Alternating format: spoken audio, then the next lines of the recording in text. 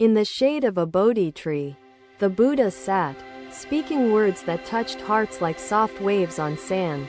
A farmer approached him, face creased with sorrow, his steps heavy with burdens unseen to the world. "Master," he began, voice trembling, "my son turns away from me, seeking a path I cannot understand." The Buddha nodded, his gaze gentle, inviting the farmer to lay bare his troubles without fear or hesitation. "Tell me," said the Buddha, "how do you see your son? And how does he see you?" The farmer hesitated, searching for words that would explain a chasm so vast, yet invisible. "He was my pride, my hope," the farmer said, hands twisting with emotion. "But now he disregards my wisdom." The Buddha looked at him with eyes that seemed to hold both infinite patience and unwavering clarity. "It is not uncommon for fathers and sons to walk paths that diverge," he said, voice calm as flowing water. "In your love, you see danger where your son sees opportunity, a conflict born of devotion, not disdain." The farmer sighed deeply, as if releasing years of unspoken frustration into the cool, open air. The Buddha raised his hand, his gesture serene, inviting attention to his words that followed. "I shall tell you the story of two men," he began, his tone rich, drawing all present into the depths of his narrative. "One man built bridges, guiding rivers to flow gently under his craft, creating connections and pathways for others." The farmer's head lifted slightly, his curiosity piqued by the imagery unfolding in the Buddha's tale. "The other man built walls, seeking to protect what was within, guarding it fiercely against the currents of change." The Buddha continued. "Both men loved," the Buddha said, "but their love took different forms. As water adapts to its vessel." The farmer's expression softened, his eyes searching for understanding in the Buddha's woven words of wisdom.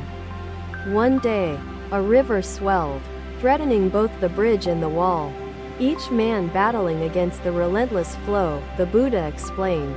The crowd listened intently, and my breath hitched, the truth of his words resonating deeply. His teachings guided my reflections toward my siblings' perspective, urging me to look beyond my pain and anger.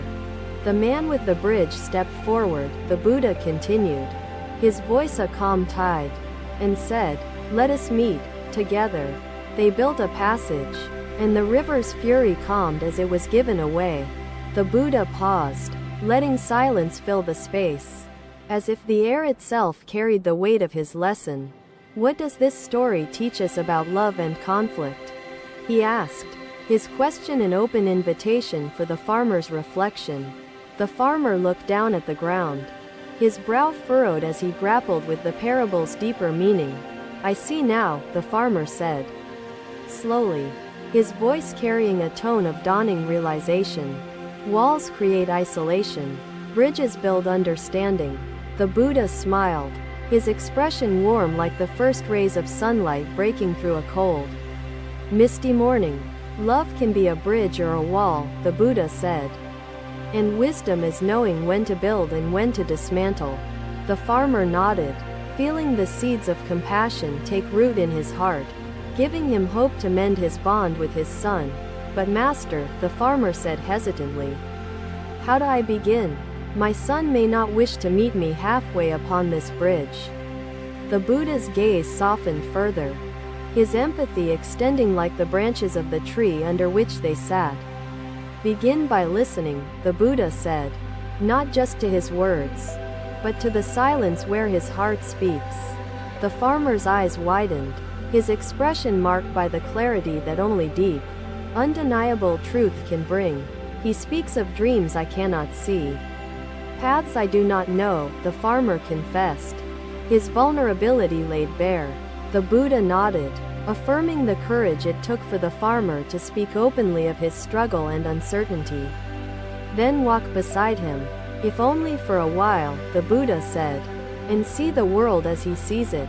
The farmer tilted his head, the simplicity of the suggestion seeming both profound and deceptively easy. "Your son does not Reject you, the Buddha said. He rejects the limitations he perceives in your love for him. The farmer's mouth opened slightly, as if the Buddha's words had unlocked a door he had long kept shut within himself. And what if I am wrong? The farmer asked, his voice tinged with the fear of a father unsure of his place. Love is never wasted, the Buddha replied. Even if it takes years for its seeds to bloom, its roots will hold firm.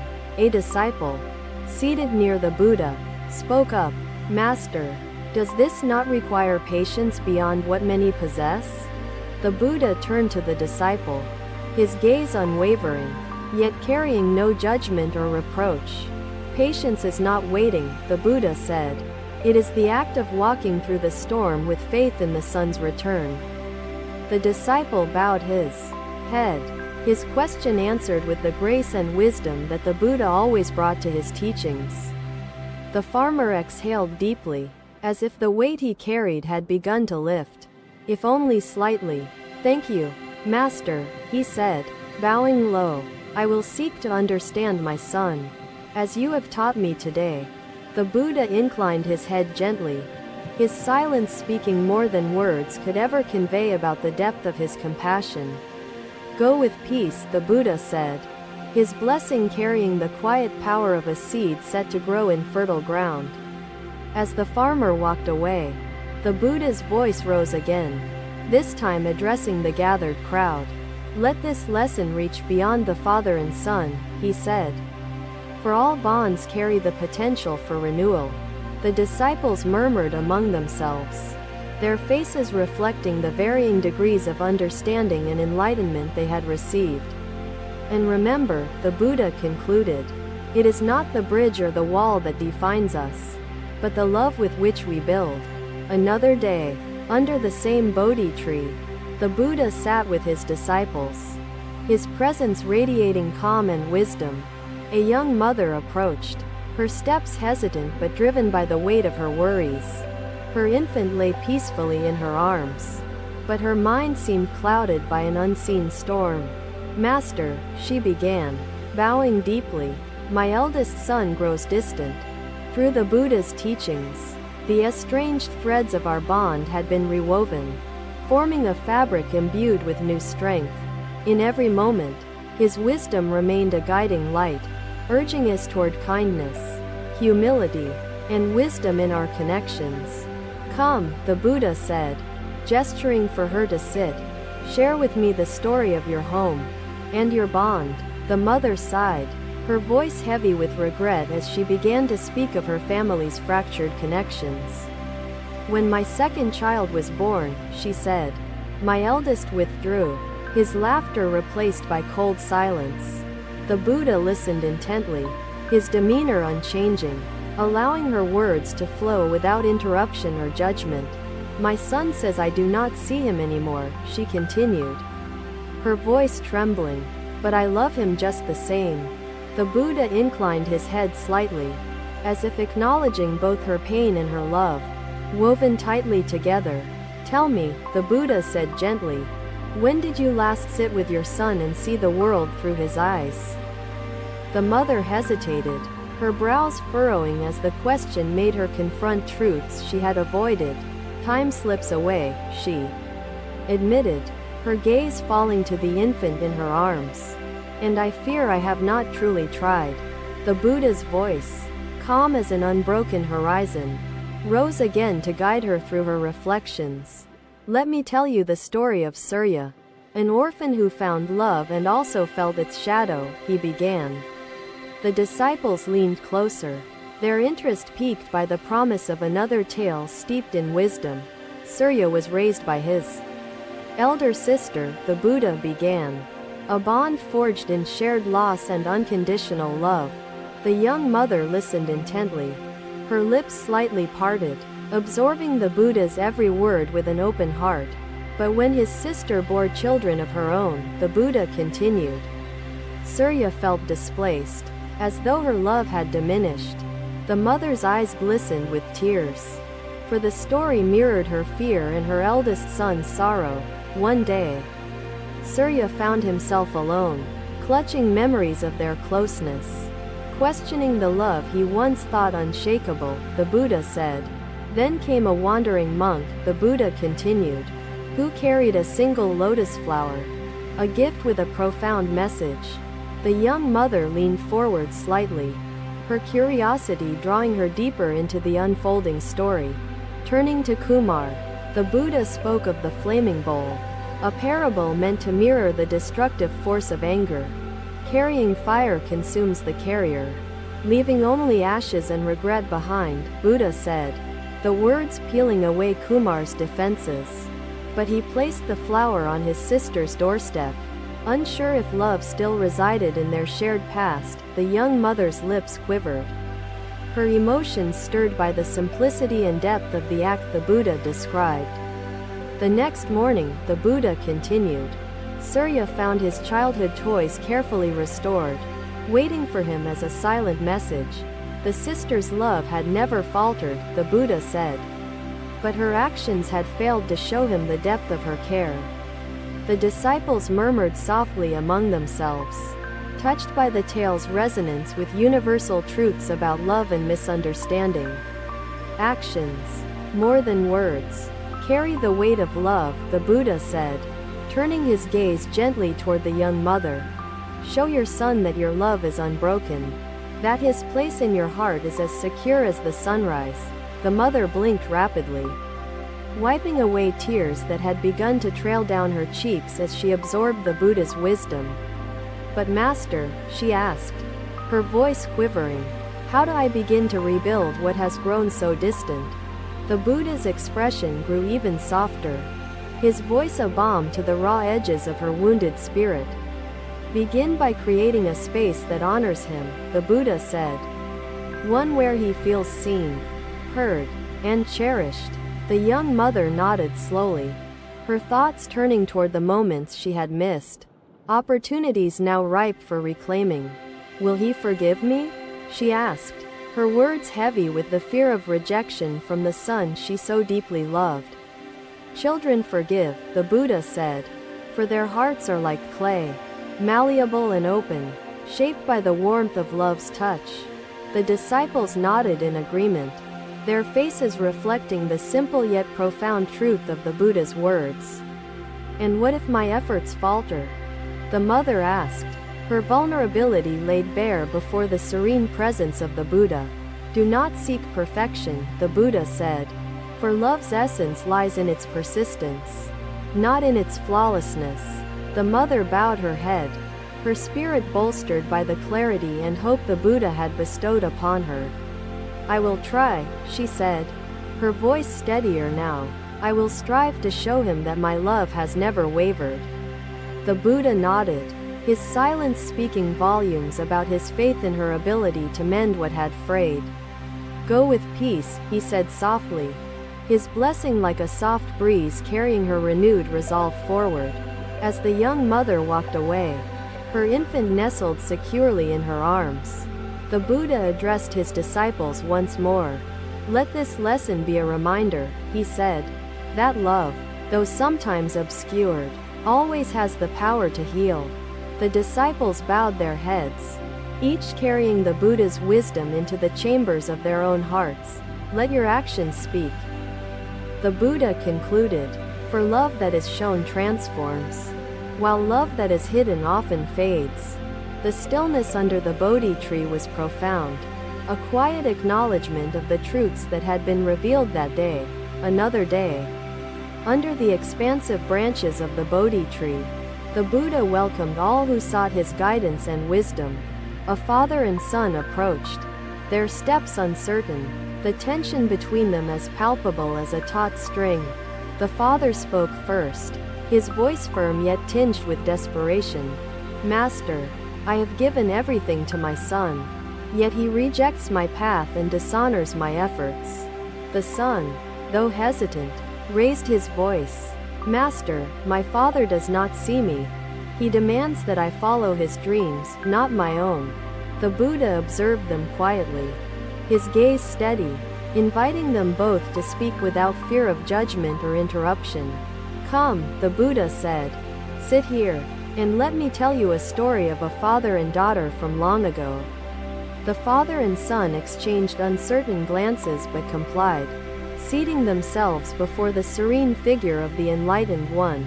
There was once a carpenter named Aruna, the Buddha began, renowned for his craft, admired for his precision, his work enduring the trials of time. The father's expression softened slightly, pride flickering in his eyes as he connected with the image of a dedicated craftsman. Aruna had a daughter, Devi, the Buddha continued, who grew up watching her father shape wood with unparalleled skill. The son leaned forward slightly. His curiosity stirred as the tale began to unfold before him. Aruna dreamed of Devi inheriting his craft, the Buddha said, believing the continuation of his work would honor their family's legacy. But Devi's heart lay elsewhere, the Buddha said, for she loved painting, her soul alive with colors and imagination. The father and son remained silent, their attention fully captured by the imagery woven into the Buddha's words. To please her father, Devi carved shapes with her own hands, the Buddha continued, yet she secretly painted them. Expressing her dreams, the Buddha paused briefly, allowing the weight of the story to settle over his listeners like morning mist. Aruna discovered her paintings one day, the Buddha said, and his anger burned like wildfire, consuming all reason. The son shifted uncomfortably, his expression revealing the resonance of the story with his own struggles. Devi fled their home, unable to bear the sting of her father's rejection, the Buddha said, his voice tinged with quiet sorrow. The father glanced downward, his brows furrowing as the parallels between Aruna's plight and his own became clear. In his anger, Aruna burned the artworks Devi had left behind, the Buddha said, believing them a betrayal of his guidance. The disciples murmured softly among themselves, their voices reflecting the poignancy of the tale and its universal truths. As the ashes cooled, Aruna wept, the Buddha said, for he realized the paintings were born of their shared moments, their bond. The father raised his head, his eyes glistening with unshed tears as the Buddha's words ignited reflection within him.